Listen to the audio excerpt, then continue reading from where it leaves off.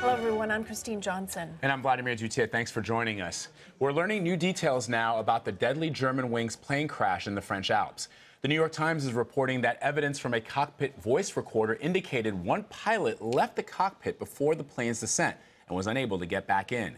According to the Times, the investigators said, quote, "The guy outside is knocking lightly on the door and there is no answer. And then he hits the door stronger and no answer. There is never an answer. You can hear he is trying to smash the door down." One senior military official is reported saying, "We don't know yet the reason why one of the guys went out, but what is sure is that at the very end of the flight, the other pilot is alone and does not open the door." Now, we also learned today that 3 Americans are among the victims. And joining us now with more, former National Transportation Safety Board Chairman Mark Rosenker. Mark, this new information from the New York Times about a pilot being locked out of the cockpit, what does it say to you? This is absolutely extraordinary, Vlad. It's difficult for me to get my head around this, given the fact that typically when one of the pilots leaves the cockpit, a flight attendant normally would come in just for the ability to reopen the door, and particularly on an A320, which has a pretty sizable flight deck. It's not something that you can lean over the seat and flip the switch to reopen the door. You would pretty much have to get out and literally walk a couple of feet to get to that door. So I'm kind of totally confused on how this could happen, if in fact they were following the protocol, or if in fact they didn't have a policy. Either way, this is still very confusing to me. But Mark, I've been on Airbus A320s, and I've noticed several times that some of the doors leading into the cockpit have a keypad. In this particular case, I don't believe they have the ability to get in while you're in the air. They may have the ability to get in from maintenance people on the ground. So I know that during the descent, investigators are saying that there was no communication with the cockpit during that entire descent. And now we are learning from this new information being attributed to the New York Times, saying that only one pilot, it appears, to be in that cockpit. But yet, you know, before we start assuming things, their possibilities are endless. You know, could the pilot have done this on purpose? Maybe he was incapacitated at the time while in that cockpit. And this is a thing. These are all questions, obviously, that they're going to have to work through. And will the flight data recorder have any sort of new information that you think will be able to have them piece together this puzzle? Right now, it appears that the cockpit voice recorder would be providing us more information than potentially the flight data recorder.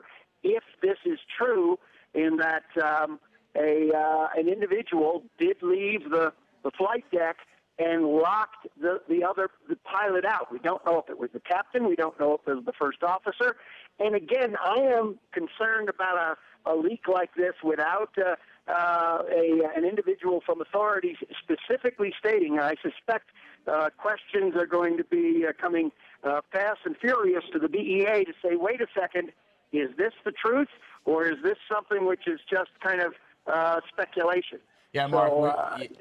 Yeah, I mean, we're looking at this report, which is on the New York Times website, and we don't want to speculate, but certainly one of the options that investigators will be looking at is perhaps a suicide or a murder-suicide. And there have been several in the last couple of years. I remember very clearly Egypt Air Flight 990 and Silk Air Flight 185 back in 1997. Those were alleged suicides. And I just wonder, when we know what we know about how the plane went into the ground, could that be one of the possibilities? That certainly is a possibility. We've seen something recently with JetBlue, if you remember correctly, that a pilot was acting very strangely, a captain who was a Czech pilot, one who had an incredible reputation with the company, was acting extremely irrationally. And the first officer suggested that he might get out and get something, some water or something. He did. He then locked the cockpit, and at which time the pilot attempted to get back in, quite similar to what this is being described like. And at that point, the passengers, who happened to have a number of policemen, off-duty policemen who were traveling to a convention, tackled him and brought him under control and handcuffed him. But we can see that potentially something could have happened. We just don't know. But I am very concerned that the BEA has not responded immediately to this allegation. How does this change the investigation as far as who is involved, who is in charge? Are the countries, going to take more? The leaders of these countries, are they going to need to take more, or rather have more involvement now that these developments have been released? Well, typically, the accident investigation bureaus around the world only investigate accidents. When even it is believed through the investigation at some point that this is no longer an accident, in the United States, for example, the protocol would be the chairman of the NTSB would call the Attorney General and turn the accident over to the FBI for criminal prosecution and finishing the investigation, while the NTSB would support them. And Mark, go ahead, Mark. But in this case, we do know that there have been 3 FBI agents assigned to be looking at the passenger list, the manifest, to see if there was anything unusual on board that aircraft. But that would be typical. That would not be unusual in an aviation accident like this.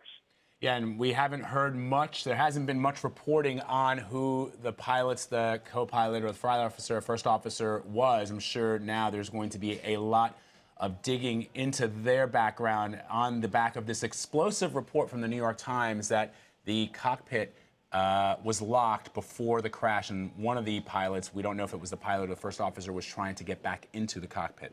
Mark Rosenker, former NTSB chairman, thank you so much. Okay.